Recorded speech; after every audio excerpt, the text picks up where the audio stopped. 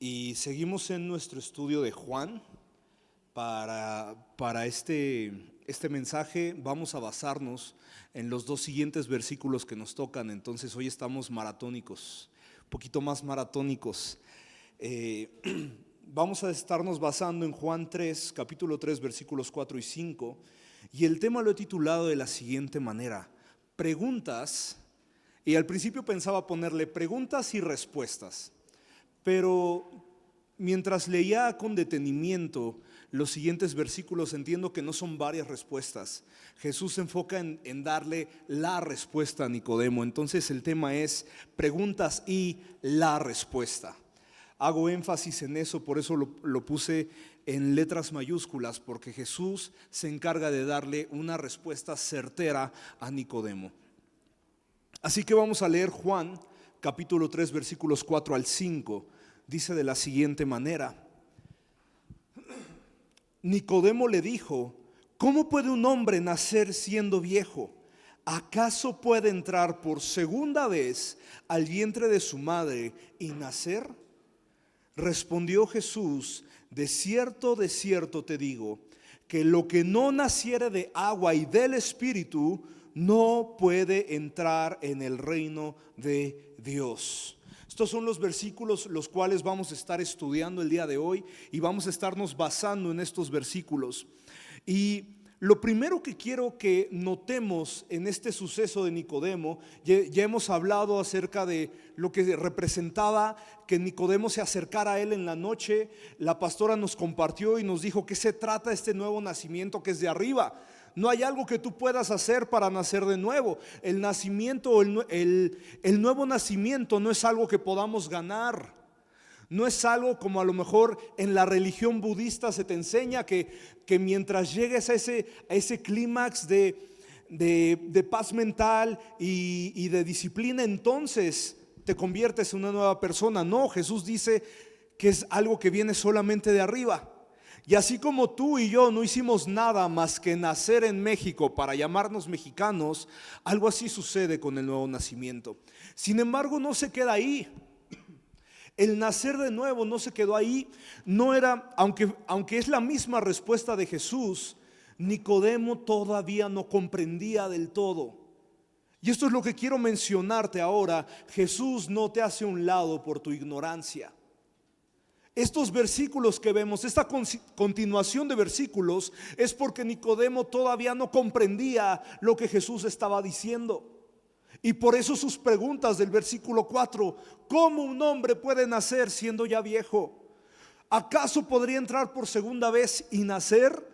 Todavía no comprendo lo que es el nuevo nacimiento, o no comprendo lo que es el segundo nacimiento que tú me ilustras. Y Jesús, lejos de rechazarlo, porque ya le había dado una explicación, lejos de rechazarlo, le vuelve a explicar y le da una respuesta de una forma más certera. Pero primero quiero que entendamos esto: Jesús no te hace a un lado por tu ignorancia. Jesús no se va a desesperar de que tú tengas dudas. Nicodemo queda con más dudas de la primera respuesta de Jesús. Queda con más dudas en cuanto Jesús le hablaba del nuevo nacimiento, que es lo que sucede en el versículo 3. Sin embargo, y aquí podemos resaltar algo de la vida de Nicodemo. Sin embargo, lejos de quedarse callado por la pena o por la duda, Nicodemo insiste en su afán de aprender. Amada iglesia, esta es una cualidad que muchos de nosotros tardamos en entender. Sobre todo como cultura mexicana, si ya no entendimos una y dos veces, ya nos quedamos callados. Ya no volvemos a preguntar. Nos quedamos con la duda. Una vez escuché esta frase que me da risa, pero tiene un grado de verdad. No hay preguntas tontas, solo tontos que no preguntan. Pero es una realidad. Y Nicodemo estaba en ese dilema. No entendía, no terminaba de comprender. Y lejos de darse por vencido Nicodemo insiste en su afán de aprender. Y es aquí donde nuevamente recalco: Dios y Jesús no te hacen a un lado por tu ignorancia. No te van a hacer a un lado por tus dudas. Lejos de quedarse callado por la pena, Nicodemo insiste en un afán de seguir aprendiendo. Allí están sus preguntas. ¿Cómo puede un hombre volver a nacer siendo ya viejo? ¿Cómo puedo entrar por segunda vez al vientre de mi madre? Y si Nicodemo dice que ya era viejo, entonces ni hablar de la mamá. Nicodemo se queda con estas dudas, pero lejos de quedarse con la duda, lejos de quedarse con la incógnita, muestra su afán de querer seguir aprendiendo de Jesús. ¿Y cuántos de nosotros, cuando no entendemos algo de la Biblia, lo que hacemos es cerrar la Biblia? Ya no seguimos buscando, nos quedamos con la duda. Nuevamente, no existen preguntas tontas, pero sí existen tontos que no preguntan. ¿Y cuántas veces nosotros hemos quedado, pero hemos quedado como tontos? Nos quedamos con nuestra duda. Nos quedamos sin entender lo que Jesús y el Espíritu Santo quieren hablarte a tu vida. Y nos quedamos callados por la pena. Muchas personas prefieren quedarse con la duda a insistir que no entienden. Sin embargo, Nicodemo fue diferente. Nicodemo estaba mostrando su afán de aprender. De hecho, algo que bastantes profesores mencionaban en la universidad, nos decían: no crean que saliendo de la universidad ya saben todo. El error de varios universitarios al salir al campo laboral es esperar a que ya les den un puesto de mandato y de liderazgo, y tú vas a salir a entender que no sabes nada. Pero tristemente esa cultura de querer seguir aprendiendo a veces en la iglesia se esfuma porque nosotros mismos nos desanimamos al darnos cuenta que no estamos entendiendo, que no estamos comprendiendo lo que Jesús nos quiere decir en su palabra, y preferimos quedarnos callados a decir: Jesús, no entiendo lo que estás diciendo, no comprendo lo que tú me estás mostrando. Podríamos pensar que quedarnos con alguna duda, sobre todo en la palabra de Dios, no nos hace daño, pero es todo lo contrario.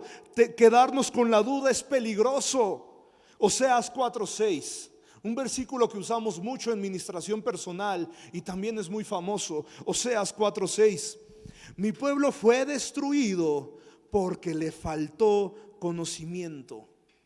Quedarte con la duda no es quedarte con falta de conocimiento. Quedarte con la duda no es falta de conocimiento. Y qué peligroso es quedarnos con falta de conocimiento, porque el pueblo de Israel no dice que fue destruido por adúltero, no dice que fue destruido por idólatra, fue destruido por quedarse con la ignorancia. Iglesia, nuestro caminar cristiano es peligroso quedarnos con las dudas, y es peligroso que la pena pueda más que nuestro afán de querer aprender de Dios, que nuestro afán de querer aprender de Jesús, que nuestro afán de querer estudiar los evangelios. Es peligroso quedarnos con la duda. Podríamos pensar que la duda no hace daño, pero ante los ojos de Dios, de acuerdo a Oseas 4:6, la duda te puede matar, amada iglesia. Quedarte con la duda te puede destruir. La falta de información te va a destruir tarde o temprano. No tienes que salir de la iglesia para que Satanás te destruya. Simplemente tienes que tener falta de información. Tienes que ser un cristiano ignorante para que entonces Satanás pueda hacer lo que quiera en tu vida.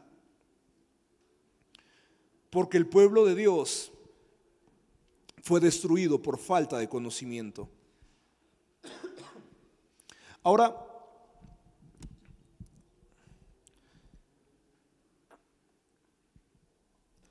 vemos otra característica en este versículo que habla ahora de la actitud de Jesús ante Nicodemo. Lejos de Jesús desesperarse porque Nicodemo no entiende, Jesús se toma el tiempo para explicarle nuevamente a Nicodemo. Tener la paciencia para enseñar también demuestra el carácter de Cristo. Tener la paciencia para instruir demuestra y refleja el carácter de Cristo. De hecho, si tú lees Deuteronomio 6, vemos cómo Dios le pide constantemente al pueblo de Israel que instruya, que dedique tiempo a enseñar a sus hijos. Y por eso tener la paciencia, enseñar requiere paciencia, enseñar requiere invertir de mi tiempo.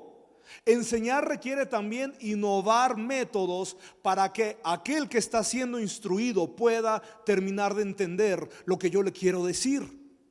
Por eso es que tener paciencia para enseñar demuestra el carácter de Cristo. Romanos 12, versículos 6 al 7 dice de la siguiente manera: de manera que, teniendo diferentes dones, según la gracia que nos es dada, si el de profecía, úsese conforme a la medida de la fe, o si el de servicio, en servir, o el que enseña, en la enseñanza. Porque la enseñanza y tener paciencia para enseñar demuestra el carácter de Cristo. Encargados de ministerio, te desesperas porque la gente no entiende y prefieres mejor hacer todo el trabajo tú solo porque no te están entendiendo. Tienes un problema tú, no son ellos.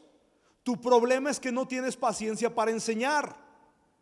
Y esa falta de paciencia, lejos de ser una virtud en ti, porque cuántas veces nos topamos gente que está acostumbrada a hacer las cosas solo, y así se tarde 20 horas, pero dice prefiero hacerlo solo porque no me gusta estar explicando.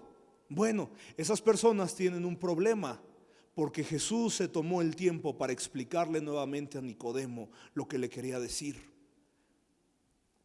Porque tener la paciencia para enseñar demuestra también el carácter de Cristo. Jesús, lejos de desesperarse con Nicodemo y decir ya te expliqué una vez, ¿qué es lo que no entiendes? Porque sí le recalca a Nicodemo, tú eres maestro de la ley, pero aún así no lo hace a un lado por no entender. Jesús se toma el tiempo de explicarle nuevamente lo que a Nicodemo le faltaba entender. Para aquellos que son líderes en esta iglesia, necesitas forjar paciencia para enseñar. Sí, enseñar toma tiempo. Sí, enseñar muchas veces desgasta. Pero enseñar con paciencia refleja el carácter de Cristo en nuestra vida.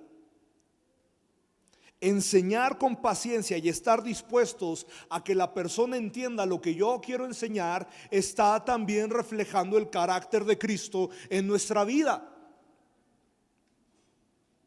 De hecho, deberíamos alarmarnos por líderes espirituales que no tienen la paciencia para enseñar. Hace tiempo hablaba con un amigo de una iglesia, él es pastor, y él mencionaba que llegó otro amigo que le dijo, ese del audio no sabe nada, ya quítalo. Y él decía, ¿cómo lo voy a quitar? La gente es voluntaria y estamos aprendiendo. Y justamente era eso, la gente está aprendiendo. Nicodemo no entendía, no terminaba de comprender lo que Jesús le quería mencionar, y lejos de que Jesús se desesperara de Nicodemo, se toma el tiempo para enseñar. Cuidado con esos líderes que no tienen la paciencia de explicar. Cuidado con esos líderes que no tienen la paciencia de enseñar, porque eso no es el carácter de Cristo. Eso no es lo que vemos leyendo lo que vemos en Juan capítulo 3. Vemos un Jesús paciente para enseñarle a Nicodemo. La paciencia es prueba, de hecho, de uno de los frutos del Espíritu Santo. ¿Por qué un líder espiritual no tendría la paciencia para hacerlo? Si se supone que son frutos del Espíritu Santo. ¿Será que en realidad no tiene los frutos del Espíritu Santo? Tenemos que hacernos esas preguntas.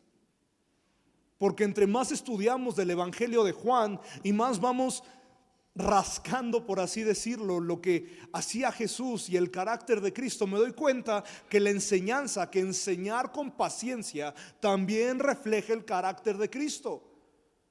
Pero ¿cuántos de nosotros a la primera que no nos entienden ya nos desesperamos? Y ya decimos, ¿sabes qué? No sirves para esto, sácate, vete para allá. Eso no es el carácter de Cristo. Eso no es lo que Cristo hizo con Nicodemo. No es como Jesús se comportó ante Nicodemo y la falta de entendimiento de Nicodemo, no importa que él haya sido un maestro de la ley. Ahora quiero mencionar el segundo punto. Estamos hablando del afán de Nicodemo y de la iniciativa que tenía Nicodemo por aprender, que a diferencia de muchos de nosotros, tristemente también lo vemos en niveles de crecimiento. Hay hermanos que se desesperan, dicen no entiendo y ya renuncian. No siguen formándose doctrinalmente. ¿Por qué? Porque se desaniman de que sienten que no entienden. ¿Dónde está esa iniciativa de querer seguir aprendiendo? Si Nicodemo no hubiera insistido, el capítulo 3, el suceso con Nicodemo habría acabado ahí. Nicodemo no entendió y se fue. Pero no vemos eso en Nicodemo. Vemos la honestidad de Nicodemo en decir: Maestro Jesús, no entiendo lo que me estás diciendo. Tu respuesta me generó más dudas. Y lejos de desanimarse de esas dudas, insiste en que quiere aprender de Jesús. Y a veces nosotros eso es lo que nos falta. No insistimos en querer seguir aprendiendo de Jesús. Nos frustra muchas veces que a lo mejor no entendemos algún versículo de la Biblia y lejos de seguir indagando, cerramos la Biblia. Lejos de seguir orando, dejamos de orar. Nos frustramos, dejamos de tomar a lo mejor niveles de crecimiento, dejamos de tomar discipulado porque me frustra que no entiendo. Pero Nicodemo fue completamente diferente. Tuvo su iniciativa de querer seguir aprendiendo. Y esto me lleva al punto número 2. Expresar de forma sincera mi duda produce una respuesta certera de Dios. Expresar mi duda sinceramente en la presencia de Dios. Dios no se va a enojar que no entiendas, sino que Dios va a mostrar una respuesta certera a las dudas que estás teniendo. Jesús no te rechaza por tu ignorancia. Jesús no te va a hacer un lado porque no comprendes. Todo lo contrario, si yo estoy dispuesto a expresar sinceramente delante de Dios mis dudas, vamos a recibir una respuesta certera de parte de Dios. Nicodemo en el versículo 4 expresa su duda desde la sinceridad de su corazón, haciéndole las preguntas que dice: no entiendo cómo yo podría regresar al vientre de mi madre. Y recibe una respuesta aún más certera de Dios, que es el versículo 5 de Juan 3. Vamos a leerlo, por favor.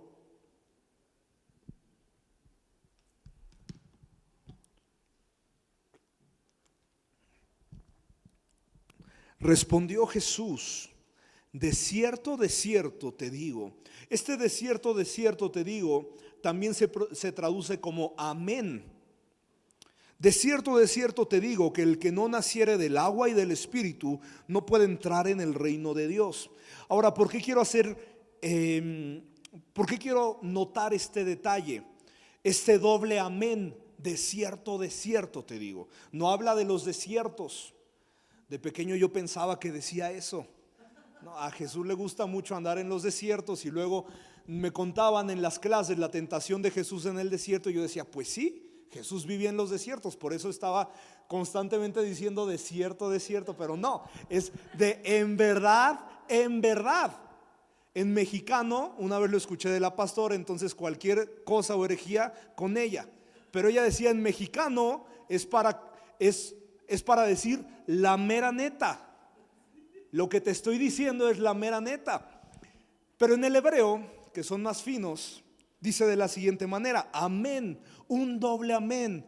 Ahora, ¿qué significa el amén en el hebreo?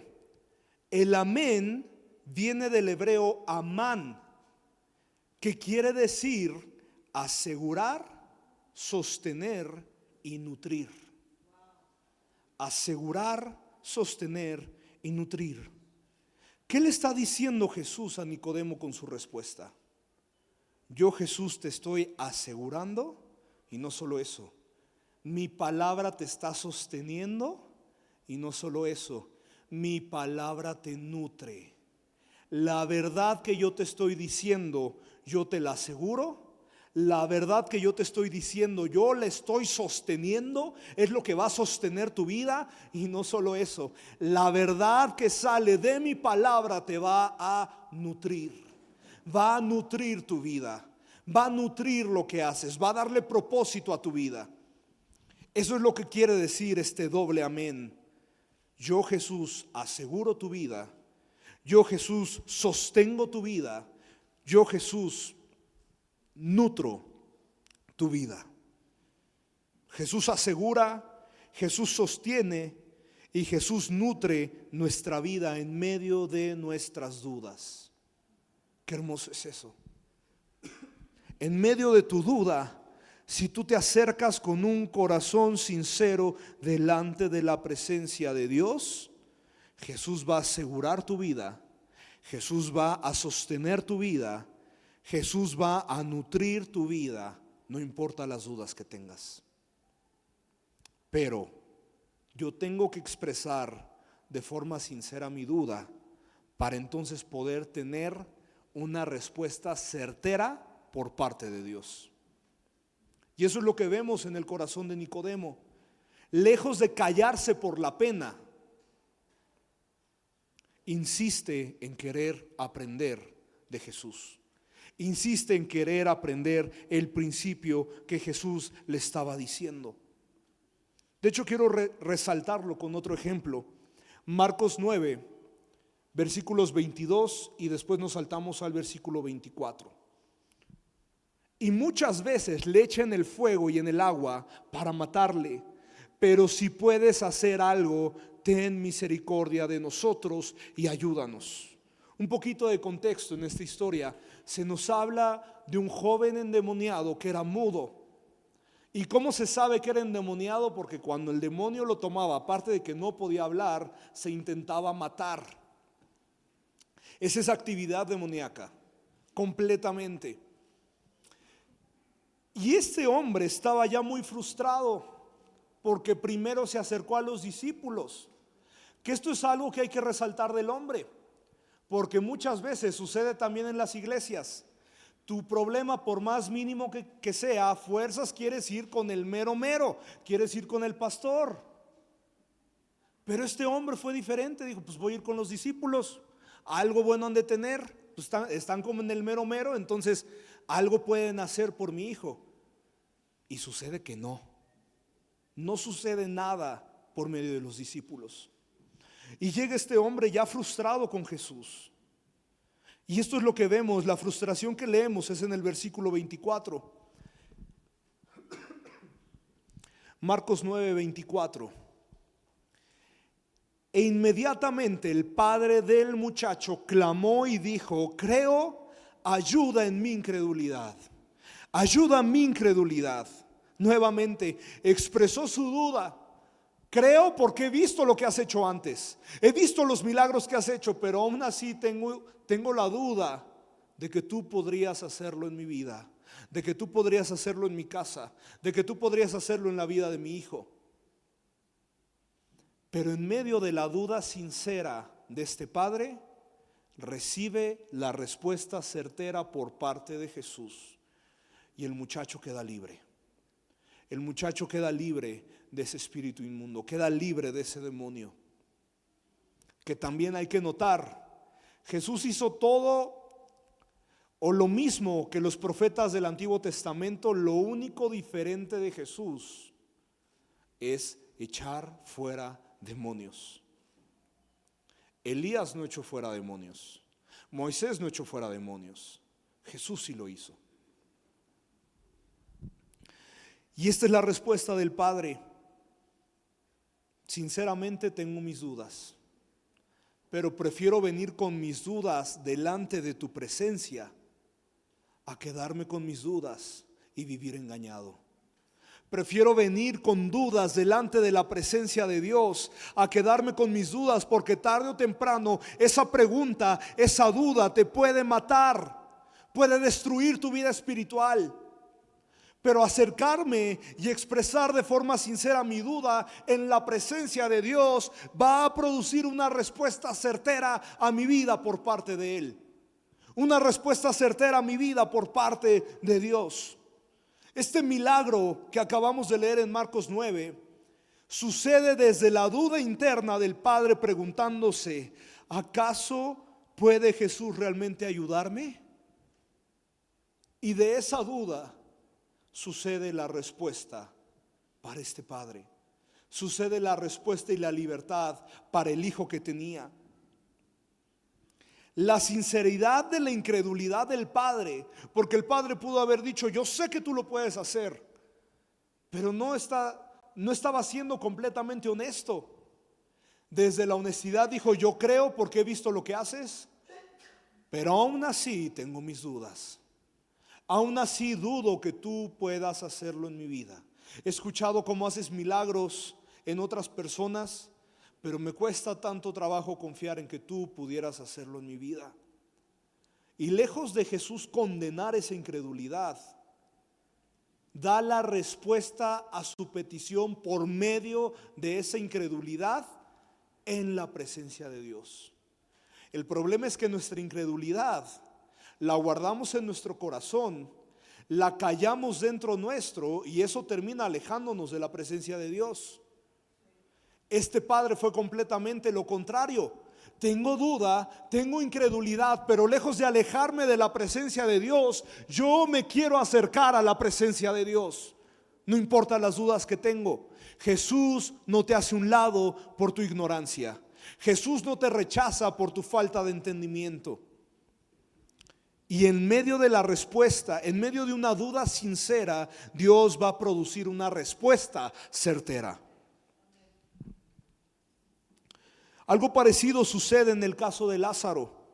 Juan 11, versículo 21. Y Marta dijo a Jesús: Señor, si hubieses estado aquí, mi hermano no habría muerto. Esa es la primera queja que vemos de Marta. Marta saca su frustración delante de Jesús, mostrando su posible desilusión por la aparente tardanza de Jesús en su prueba, en perder a su hermano. Porque el primer mensaje que le llega a Jesús es: tu amigo Lázaro está enfermo. No era que estaba muerto, está enfermo. Y pareciera que Jesús se tarda.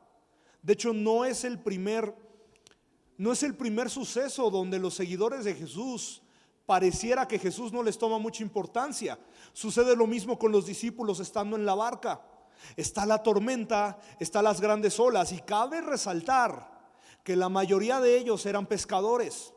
Si algo sabían hacer era remar, era moverse en medio de las olas, pero estas olas superaban sus capacidades.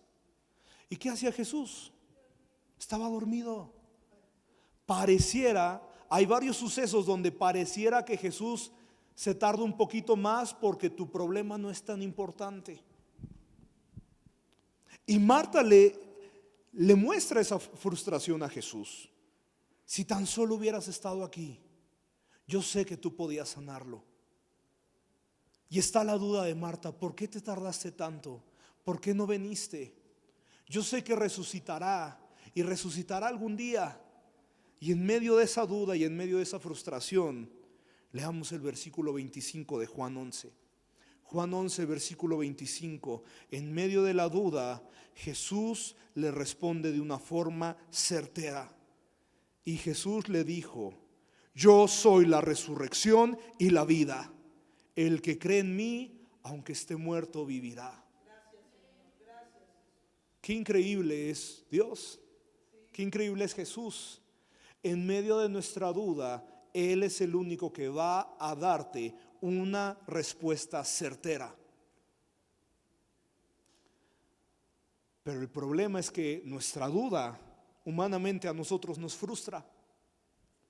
Nos frustra darnos cuenta que no entendemos. Nos cansa darnos cuenta que nos tienen que explicar una y otra vez, y aún así digo: no entiendo. ¿Y qué hacemos nosotros? Nos damos por vencidos. ¿Qué hacemos nosotros? Ay, muere. No entiendo, ya déjalo así. Es más, hay gente que esa misma gente te dice: ya no me expliques, yo soy el que estoy mal, ya no me expliques, así déjalo.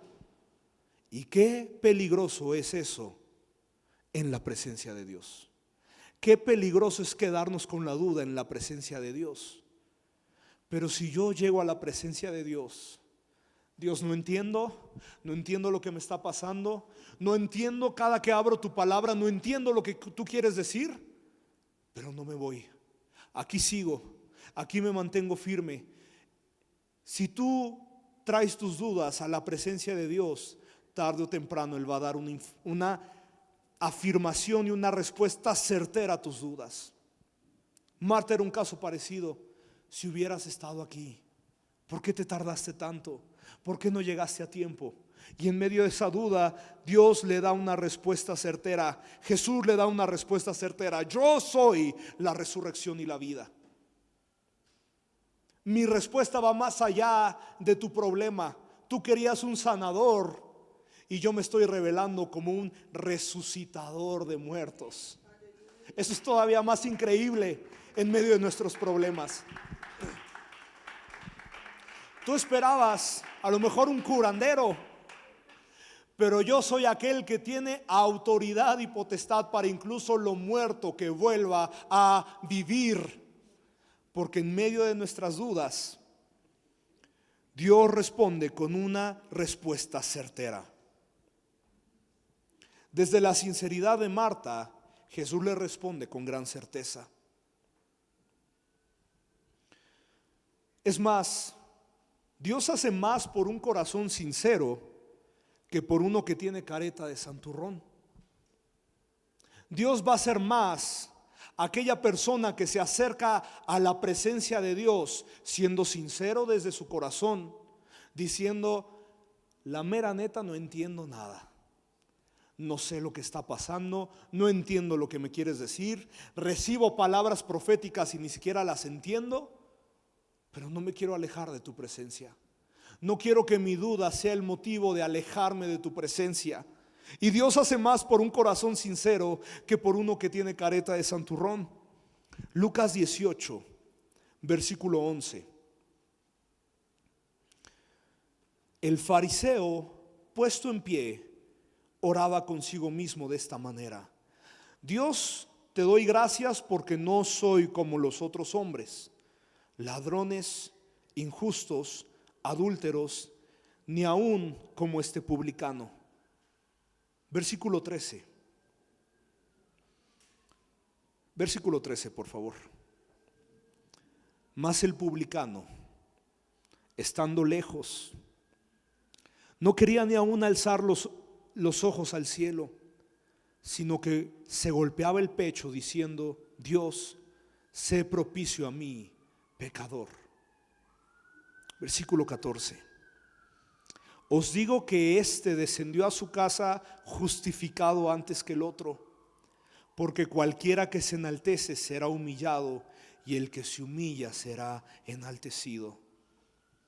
Cuando tú te acercas con un corazón sincero a la presencia de Dios, Dios va a hacer mucho en tu vida. Cuando tú te acercas como Nicodemo diciendo: no entiendo, pero no quiero que la duda detenga lo que tú me estás diciendo. Por favor, explícame nuevamente, no me dejes en mi duda, porque soy sincero en que me falta entendimiento. Soy sincero en que no estoy comprendiendo lo que me estás diciendo, pero no quiero que eso me detenga.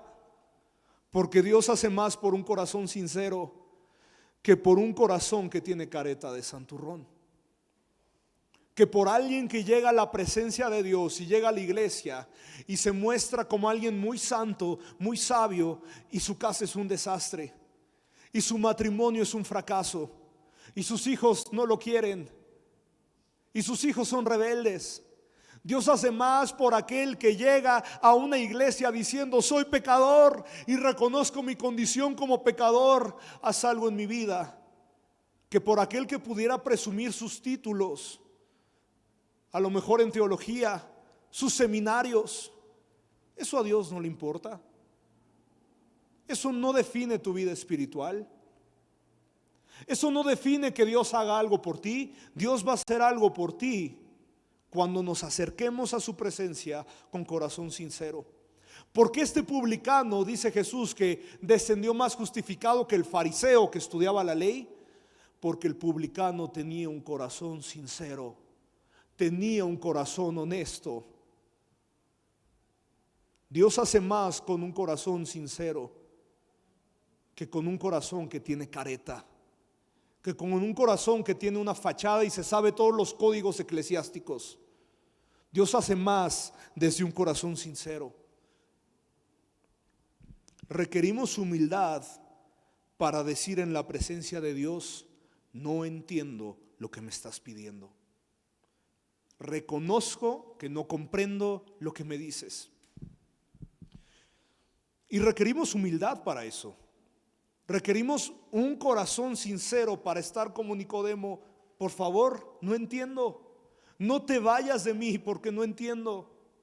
No te vayas de lo que me estás diciendo. No dejes esta conversación porque todavía no comprendo lo que me estás diciendo. Requerimos humildad y sinceridad en nuestro corazón para acercarnos así en la presencia de Dios. Quiero hablar entonces de lo siguiente. ¿Qué significa la respuesta de Jesús? ¿Qué simboliza lo que Jesús le termina diciendo a Nicodemo? Nicodemo tiene sus dudas, expresa nuevamente su duda y expresa que no comprende lo que Jesús le está diciendo. Y Jesús le da una respuesta que no termina siendo todavía obvia o completamente entendible. O a lo mejor para nosotros que lo leemos no termina siendo tan entendible. ¿Qué significa el agua y el espíritu? Vamos a leer Juan 3, versículo 5 nuevamente. La respuesta de Jesús, que a mí no me termina de satisfacer. Porque podríamos decir, pues es que dale ya la fórmula, cuántos pasos del 1 al 10, cuántos Padres Nuestros y Aves María se tiene que aventar para ser salvo, y aún así no. Jesús le menciona: respondió Jesús, de cierto te digo, que el que no naciere de agua y del Espíritu no puede entrar al reino de Dios. Ahora, al leer este versículo, la gran mayoría de católicos romanos, ¿qué es el católico romano? Aquel que cree en la autoridad papal de Roma. La gran mayoría de estos católicos y algunos protestantes piensan que es una alusión al bautismo en agua. E indirectamente sí es una alusión al bautismo en agua. Ahorita vamos a hablar acerca del bautismo en agua.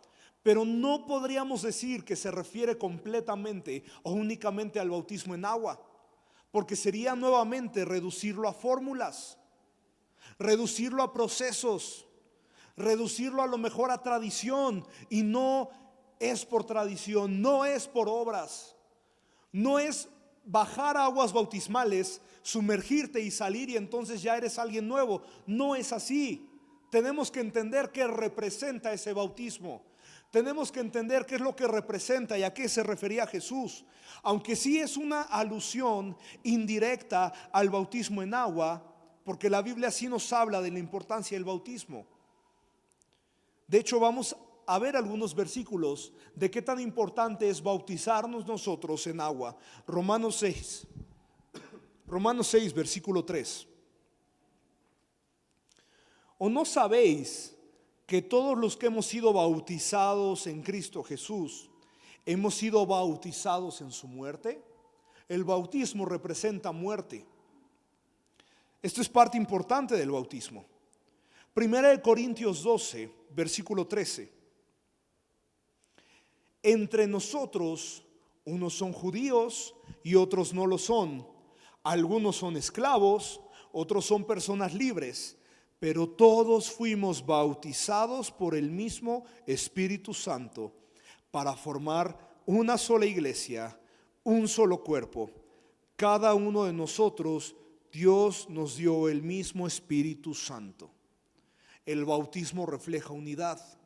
No solo refleja la muerte de Jesús, refleja la unidad. ¿Por qué nos bautizamos en aguas? Porque todos nosotros formamos parte de un solo cuerpo. Y eso representa también el bautismo en aguas. Sí es importante el bautismo en agua, pero el versículo de Juan 3, versículo 5, no podríamos decir que se refiere solamente a las aguas bautismales. Mitad y mitad.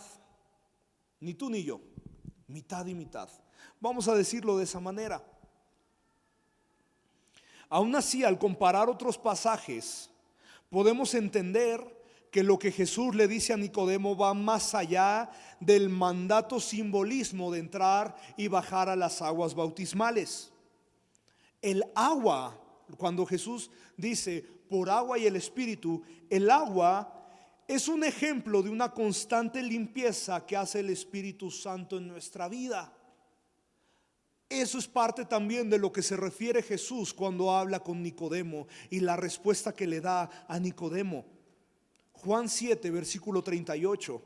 Y esto me emociona porque tiene todo que ver con las palabras proféticas que se dieron hace rato. Juan 7, 38. El que cree en mí, como dice la Escritura, de su interior correrán ríos de agua viva. El agua es un ejemplo de constante limpieza que hace el Espíritu Santo en nuestra vida. Juan 15, versículo 3. Juan 15, versículo 3. De la siguiente manera dice, y esta es la traducción lenguaje actual: ustedes ya están limpios gracias al mensaje que les he anunciado. Gracias a las palabras que les he dicho, gracias a lo que han oído de mí. ¿Qué es lo que nos limpia, iglesia? La palabra de Dios.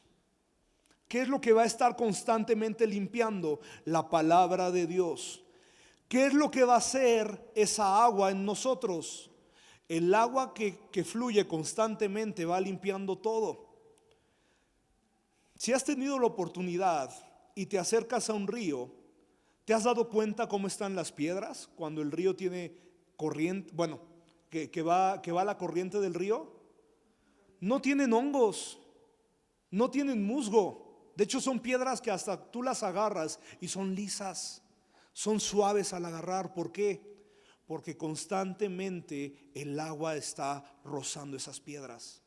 Constantemente el agua va quitando cualquier hongo, cualquier imperfección que podría tener la piedra. ¿Por qué? Porque esa piedra está expuesta a corrientes constantes. Y de acuerdo a lo que leímos en Juan 7:38, el que cree en mí, como dice la Escritura, como dice la palabra, de su interior correrán ríos de agua viva. Por eso es que el agua que menciona Jesús a Nicodemo, también lo que simboliza, no solo simboliza las aguas bautismales, porque aquí, regresando un poquito a esta perspectiva teológica y doctrinal, el católico romano dice que si tú nunca te bautizaste en aguas, no podrías entrar al cielo. Y por eso bautizan a los bebés, esos famosos bautismos tradicionales que no hacen absolutamente nada por el bebé, porque el bebé no entiende lo que está sucediendo. Y de hecho, si lo dejáramos así, de que si tú no te bautizas en agua no podrías entrar al reino de los cielos, ¿qué sucede con el ladrón que murió al lado de Jesús? Ese ladrón reconoce que Jesús va a regresar en su reino y Jesús le dice: hoy estarás conmigo en el paraíso. Ese ladrón no fue bautizado, ese ladrón no tenía denominación y aún así entró al reino de los cielos. Entonces, no es solo, o no se trata solo de bautizarse en agua. Si tú crees que por bautizarte en agua ya tienes tu boleto al cielo, estás equivocado, y ese bautismo no sirvió para nada en tu vida. El bautismo simboliza y representa lo que acabamos de leer en Romanos. Sí es importante. No digo que no te bautices. Si tú no te has bautizado, bautízate. Sí es importante. Pero no es todo lo que representa en este versículo de Juan 3:5. El agua es una constante limpieza que hace el Espíritu Santo en nuestra vida. Juan 15:3, que lo acabamos de leer. ¿Por qué estaban limpios ya los discípulos? Por la palabra, por lo que Jesús estaba mencionando. Entonces, el bautismo sacramental, que es en agua, por sí solo no hace nada por nosotros. El bautismo es completo cuando yo soy consciente que es el mandamiento, sumado a exponerme constantemente al mensaje de Cristo. No es solo bajar aguas bautismales, 1, 2, 3, chapuzón y sales. No es nada más eso. Si tú esperas o tú crees que eso es el bautismo, estás equivocado. Y si te bautizaste bajo ese concepto, tienes que volverte a bautizar entendiendo qué trata, entendiendo qué representa. Pero un bautismo es completo cuando yo sumo que estoy constantemente exponiéndome al mensaje de Cristo. Efesios 5:26. Igual vamos a leerlo en lenguaje actual. Lo hizo para hacerla solo suya, habla de la iglesia, limpiándola por medio de su mensaje y del bautismo. Perdónenme que entre ahorita mucho en estos tecnicismos de lo que es el bautismo, pero es importante hacer esta diferencia. Porque el agua no solo simboliza el agua bautismal, sino lo que representa el mensaje de Cristo en nuestra vida. El mensaje del evangelio en nuestra vida, las palabras que estamos escuchando de parte de Dios son palabras que constantemente nos están limpiando. Constantemente están una tras otra vez limpiando nuestra vida. De acuerdo a Efesios, ¿cómo Jesús limpió la iglesia? Por el mensaje y bautismo. La palabra entonces importa mucho más de lo que nos imaginamos. La palabra de Dios importa mucho más de lo que imaginamos. Juan capítulo 1 versículo 4. De la palabra nace la vida, y la palabra, que es la vida, también es nuestra luz. La palabra importa más de lo que te imaginas. ¿Por qué crees que el diablo constantemente va a estar atacando tus ganas de abrir la Biblia, tus ganas de leer la palabra de Dios? Porque la palabra es vida. Y Satanás vino a matar, robar, destruir. ¿Por qué va a impedir constantemente en tu día a día que lo último que quieras es abrir la Biblia, o te sientas tan cansado o tan desmañanado de abrir la palabra de Dios? Porque la palabra es vida y Satanás no quiere que tú tengas vida. La palabra de Dios es aquella que nos produce un nuevo nacimiento. Es lo que Jesús le quería decir a Nicodemo. El agua, la palabra, estar constantemente exponiéndonos a la palabra de Dios es lo que va a traer una limpieza a nuestra vida. Es lo que va a producir un nuevo nacimiento en nuestra vida. La palabra no solo produce vida y es luz. La palabra me ejercita para confiar en Dios. Romanos 10, versículo 17. Así que las personas llegan a confiar en Dios cuando oyen el mensaje acerca de Jesucristo. ¿Qué está haciendo la palabra constantemente? Limpia nuestra vida una y otra vez. Pero ¿qué más produce? Produce confianza en Dios. Produce fe. Es ahí cuando en medio de un problema o en medio de una enfermedad, yo me tengo que anclar a la palabra y las promesas que encuentro de Dios en la Biblia. Y no solo en la Biblia, lo que también Dios me ha dicho por medio de su congregación, por medio de su cuerpo, porque la palabra me enseña a confiar en Dios. Estarme exponiendo a la palabra de Dios me va a ayudar a tener una fe ejercitada. Y en este mundo necesitamos fe. En este mundo necesitamos ser gente ejercitada en fe. La palabra entonces me da seguridad. La palabra me ejercita, pero también la palabra me da seguridad. Segunda de Pedro, capítulo 1, versículos 19 al 20. Tenemos también la palabra profética más segura, la cual hacéis bien en estar atentos como una antorcha que alumbra en lugar oscuro, hasta que el día esclarezca y el lucero de la mañana salga en vuestros corazones, entendiendo primero esto, que ninguna profecía de la Escritura es de interpretación privada. ¿Qué hace la palabra? Me da seguridad. Entonces, veamos nuevamente por qué la palabra es más importante de lo que creemos.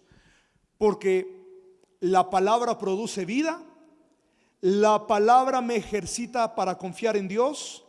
La palabra me da seguridad. Por eso la vida del cristiano se define no en lo que recibe cada domingo, sino en lo que recibe diariamente de la palabra de Dios. Si tú te nutres de la Biblia nada más miércoles y domingos porque nos reunimos todos como congregación, estás en graves problemas. Y tienes un cristianismo pequeño, tienes una fe de leche. Y te quedas en una fe de leche. Porque la vida del cristiano depende de la constante exposición que yo tengo a la palabra de Dios. Y la palabra también produce vida en mí. ¿Qué sucede en Lucas 4 en la tentación de Jesús? Jesús le responde al diablo: no solo de pan vivirá el hombre, sino de toda palabra que sale de la Biblia, de la boca de Dios. Entonces, ¿por qué es importante la Biblia? Bueno, porque la primer fuente, y de acuerdo a lo que leímos de Pedro, la forma más segura en cómo Dios nos va a hablar es por medio de la Biblia. Ojo, no es la única forma en cómo Dios te va a hablar. Dios también te va a hablar por la iglesia. Dios también te va a hablar por medio de tus autoridades. Dios también te va a hablar por medio de las circunstancias. Pero si yo tengo duda si en verdad es Dios o no, ahí la Biblia entra. Ahí la Biblia es tan importante para mí, o debe de ser tan importante para todos. Ahora, otro punto que me llama mucho la atención de este pasaje de Segunda de Pedro es el versículo 20. Pongamos Segunda de Pedro capítulo 1, pero solo el versículo 20, por favor. Quiero recalcar algo. Entendiendo primero esto, que ninguna profecía de la Escritura es de interpretación privada. Y cuando leí esto, decidí sacar un poquito mi frustración con ustedes.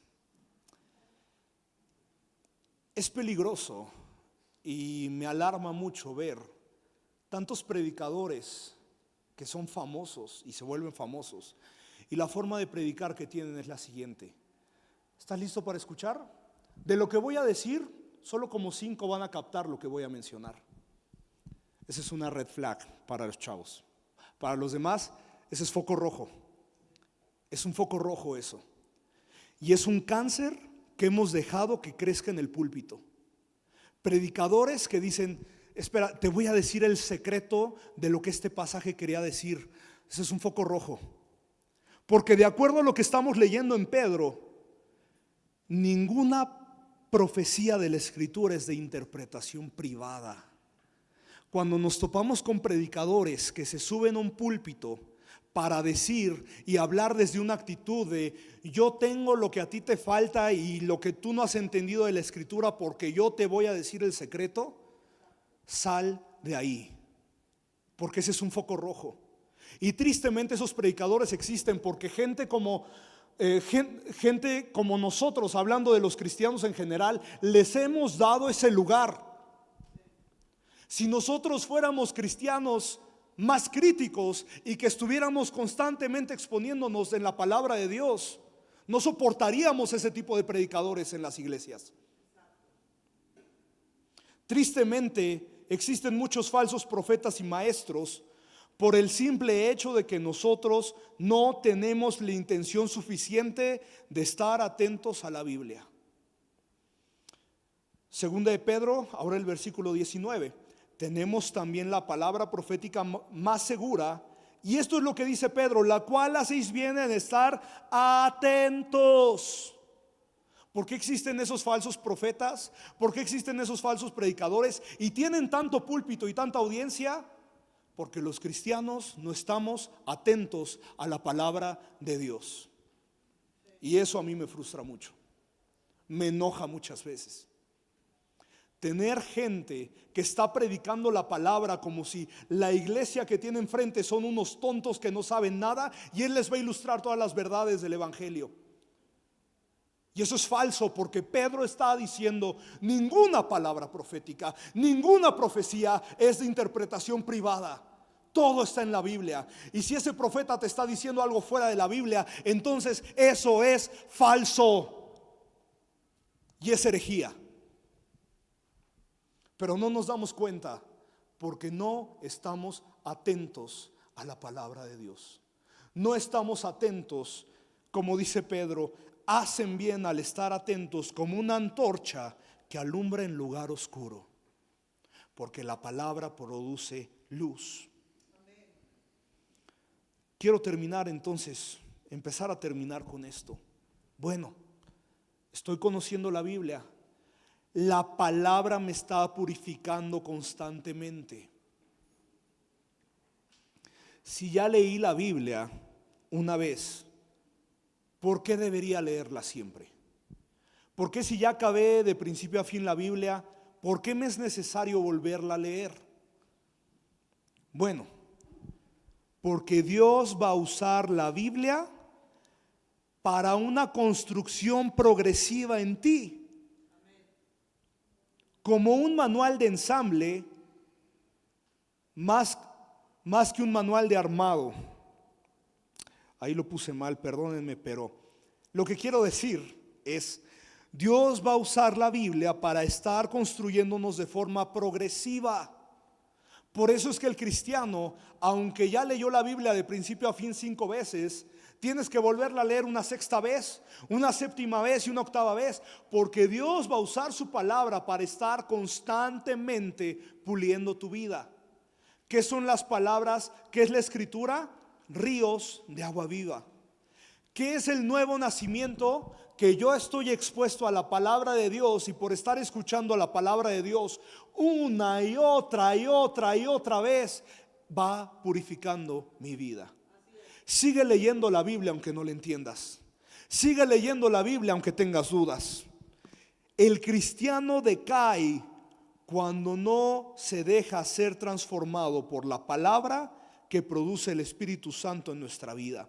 Josué 1:8. Nunca se apartará de tu boca este libro de la ley, sino que día y noche meditarás en él. ¿1 año? 5 años? Siempre. Día y noche meditarás en él, para que guardes y hagas conforme a todo lo que en él está escrito. ¿Por qué? Porque entonces harás prosperar tu camino y todo te saldrá bien. ¿Quieres que todo te salga bien? Nos encantan esas prédicas tan motivacionales y Dios está contigo, Dios va a cumplir tus sueños. Despierta. Para que eso suceda, tienes que meditar y estar día y noche en la palabra de Dios. Pero si tu fe se limita a cómo te sientes, y si hoy te sientes motivado a abrir la Biblia y mañana no, entonces no va a suceder eso. Estás equivocado. Tienes que estar exponiéndote día y noche a la palabra de Dios. Eso quiere decir siempre. Por eso es que el cristiano decae cuando no se deja ser transformado por la palabra que produce el Espíritu Santo. Quiero terminar con lo siguiente. Salmo 63, versículo 1. Salmo 63, versículo 1.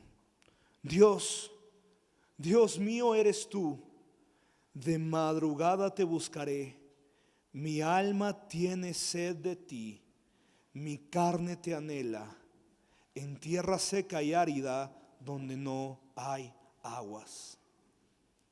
Quiero terminar con esta pregunta, iglesia. ¿Qué tan intencional eres para buscar la palabra de Dios? ¿Cuánta es tu intención? ¿Cuánta es tu iniciativa para buscar la palabra de Dios? ¿Cuántas personas se frustran porque no entienden y lejos de buscar resolver su duda, la duda los vence y dejan de caminar en los caminos del Señor porque tenían duda? Y la falta de conocimiento te puede destruir. Si hay otra cosa que resaltar acerca de Nicodemo, es que Nicodemo fue sincero con Jesús. Fue sincero al decir: no entiendo lo que me estás diciendo, pero tengo hambre de aprender. No me quiero quedar con la duda, no me quiero quedar con suposiciones. Quiero que me hables, quiero que me expliques, quiero que me hables, quiero que me ilustres. ¿Cuánta sed y cuánto deseo realmente tienes porque el Espíritu Santo hable a tu vida? Porque llegar a la presencia de Dios con un corazón sincero y decir: no comprendo lo que me estás diciendo,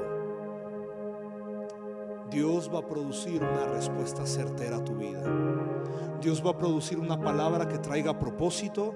Dios va a producir una palabra que cambie tu vida. Dios va a producir una palabra que te dé dirección. Y esa palabra no es para recibirla y dejarla en los aires. ¿Qué dice Pedro? Busca en ella constantemente, estate atento. A lo mejor te ha faltado tiempo para estar atento a la presencia de Dios, a la palabra. A lo mejor piensas: ya sé demasiado, y ese es un error. Debemos de tener cuidado con eso. Pedro dice: estate atento a la palabra, como una lumbrera que anda en la noche. ¿Qué tan intencional eres para buscar la palabra de Dios? Pongámonos en pie, iglesia.